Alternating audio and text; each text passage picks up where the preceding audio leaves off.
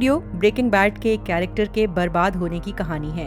हर scene एक turning point है जहां वॉल्टर वाइट थोड़ा और हाइजनबर्ग बन जाता है। हर मोमेंट के साथ उसका ईगो बड़ा होता है, एम्पैथी कम होती है और पावर उसके अंदर का जहर बाहर लाती है। Number 1, I am the danger. Season 4 episode 6। नाम था कॉर्नर्ड। वॉल्टर वाइट की बीवी स्काइलर अब उसके सीक्रेट से थक चुकी है। उसे लगता है कि वॉल्ट ने जो दुनिया चुनी है उसमें कभी भी कोई भी उसे मार सकता है। स्काइलर उसे कह रही है कि तुम खतरे में हो, कभी भी खतरा हमारे घर का दरवाजा खटखटा सकता है। ऐसे में वॉल्ट फुल हाइजनबर्ग टोन में बोलता है, I am not in danger Skyler, I am the danger. मतलब मैं खतरे में नहीं हूँ, मैं खुद खतरा हूँ। मैं वो इंसान हूँ जो खतरा बनकर किसी और का दरवाजा खटखटाता है। ये मोमेंट एक मोनोलॉग तो था ही, साथ ही एक अनाउंसमेंट थी। वॉल्ट ने खुद को विलन डिक्लेयर कर दिया है बिना किसी पछतावे के। स्काइलर का चेहरा इस सीन में सब कुछ कह देता है, डर, हैरानी और शॉक। नंबर 2, से my name. Season 5 episode 7। Episode का नाम भी वही था, से माय नेम। गस फ्रिंज मर चुका है। वॉल्टर अब अपना मेथ एम्पायर खुद चला रहा है। एक नए डीलर डिक्लैन के साथ उसका पहला फेस ऑफ होता है। वॉल्टर यहाँ पर कॉन्फिडेंटली बोलता है, से माय नेम। डिक्लैन कहता है, यू आर हाइजनबर्ग। वॉल्टर का जवाब है, you are god damn right. इस सीन में वॉल्टर खुद को एक ड्रग लॉर्ड तो साबित कर ही रहा है, साथ ही एक बड़ी हस्ती बना रहा है, जैसे वो एक मिथिकल क्रीचर हो।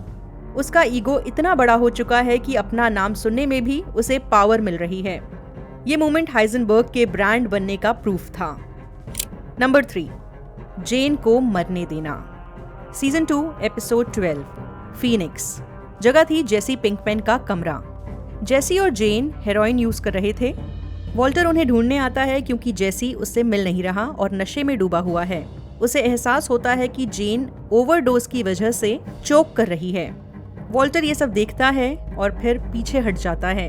वो उसे बचाता नहीं, जेन को मरने देता है, ये जानते हुए कि वो जेसी पिंकमैन की गर्लफ्रेंड है। इस कहानी में वॉल्टर वाइट का ये फैसला बहुत इंपॉर्टेंट था। इससे इस शो की पूरी टोन ही चेंज हो जाती है। ऐसा लगता है कि वॉल्टर वाइट की इंसानियत उस दिन एक्सपायर हो गई और इसके बाद सब कुछ बर्बादी की तरफ ही जाता है। नंबर 4, गस फ्रिंज को मारना। ये था master stroke. Season 4 episode 13 face of. Location है नर्सिंग होम। गस वॉल्टर को मरवाना चाहता है। वॉल्टर के पास कोई डायरेक्ट रास्ता नहीं है। तब उसे याद आता है हेक्टर सेलेमैंका। वॉल्टर हेक्टर से मिलता है और उसकी नफरत का इस्तेमाल करता है। हेक्टर की व्हीलचेयर में एक बॉम्ब फिट करता है। जब गस उससे मिलने आता है, हेक्टर एक बेल बजाता है। इससे पहले कि गस फ्रिंज को समझ में आए, धमाका होता है।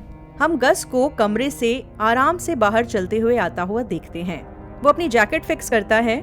कैमरा घूमकर उसके चेहरे की तरफ आता है जो आधा उड़ा हुआ है और फिर गस नीचे गिरता है। वो मर चुका है। ये वॉल्टर के टैक्टिकल जीनियस का पीक मोमेंट था। उसने इम्पॉसिबल को पॉसिबल बनाया। इसके बाद देखने वालों के लिए कोई डाउट नहीं बचा था। वॉल्टर वाइट अब कोई टीचर नहीं है, वो एक माफिया बॉस है। Number 5, the magnet plan. सबूतों को मिटाना। सीजन 5 एपिसोड 1 लिव फ्री और die.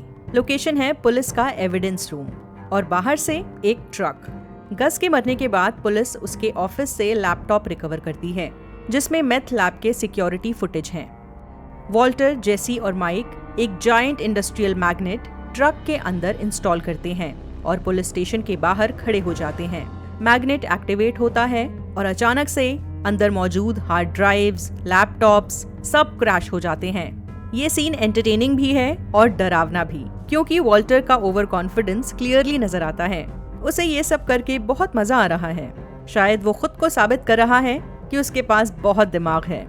Number 6, lily of the valley. Season 4 episode 13 face of. Location है वॉल्टर वाइट का फैमिली बैकयार्ड। यहाँ मौजूद एक छोटा सा पौधा। जेसी पिंकमैन को लगता है कि ब्रॉक को जहर गस ने दिया।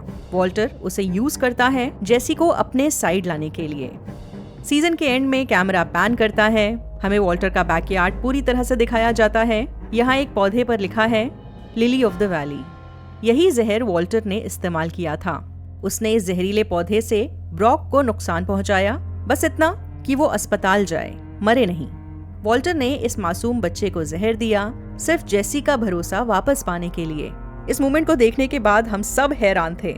ये पल कह रहा था कि वॉल्टर की डार्कनेस इतनी ज्यादा गहरी हो चुकी है कि उसके लिए कोई भी लाइन क्रॉस करना मुश्किल नहीं है, चाहे एक बच्चे की जिंदगी से खेलना ही क्यों ना हो। Number 7, I did it for me, final confession, season 5 episode 16, फेलिना। जगह थी स्काइलर का नया घर। वॉल्टर कई महीनों से छुप छुप कर घूम रहा है। जब उसे लगता है कि उसके पास और कुछ नहीं बचा है, वो तंग आकर स्काइलर से मिलने आता है, एक आखिरी बार। शायद वो उसे पहली बार सच बताता है। कहता है, I did it for me, I liked it, I was good at it and I was really alive. यानी मैंने जो भी किया अपने लिए किया, मुझे अच्छा लग रहा था। सच कहूँ तो मैं जिंदा महसूस कर रहा था। ये कन्फेशन ब्रेकिंग बैड की शुरुआत से आखिर तक के झूठ को सामने लाती है। पहले वो कहता रहा, मैं अपने परिवार के लिए ये सब कर रहा हूँ ताकि उनकी जिंदगी आसान बन सके, लेकिन असली बात ये नहीं थी। ये सब कुछ वो अपने लिए कर रहा था। नंबर 8, एक्सप्लोडिंग टूकोज हेडक्वार्टर्स, टूको के हेडक्वार्टर को उड़ाना, season 1 episode 6, crazy handful of nothing. Location है टूको का ऑफिस। वॉल्टर को अपनी पहली बिग डील करनी है। टूको एक वायलेंट गैंगस्टर है जिसको डराना मुश्किल है। वॉल्टर टूको के सामने एक क्रिस्टल पाउडर ग्राउंड पे फेंकता है। ये फुलमिनेटेड मरकरी है और किसी ग्रेनेड की तरह एक्सप्लोड करती है। असल में इसी पल में हाइजनबर्ग पैदा होता है। वॉल्टर ने पहली बार डर का इस्तेमाल किया इज्जत कमाने के लिए। टूको का रिएक्शन व्यूअर्स के लिए एक मैसेज था, इस केमिस्ट्री टीचर को अंडर एस्टिमेट मत करो। नंबर 9, जेन के फादर का प्लेन क्रैश करना, सीजन 2 एपिसोड 13, ABQ। लोकेशन है वॉल्टर वाइट का घर और आसमान जिसमें प्लेन क्रैश हो रहा है। जेन की मौत के बाद उसके पिता डोनाल्ड, जो एक एयर ट्रैफिक कंट्रोलर हैं, बहुत ही ज्यादा सदमे में हैं। इसी गम में उनसे एक बहुत बड़ी गलती हो जाती है। आसमान में 2 प्लेन्स टकरा जाते हैं, कई 100 जाने जाती हैं। वॉल्टर चुपचाप ये न्यूज़ देख रहा है। कोई एक्सप्रेशन नहीं, कोई गिल्ट नहीं, बस खामोशी।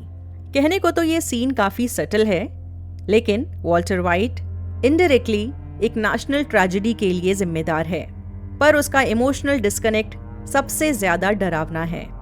नंबर 10, ट्रंक में M60, final act, season 5 episode 16, Felina. Location है जैक का कंपाउंड।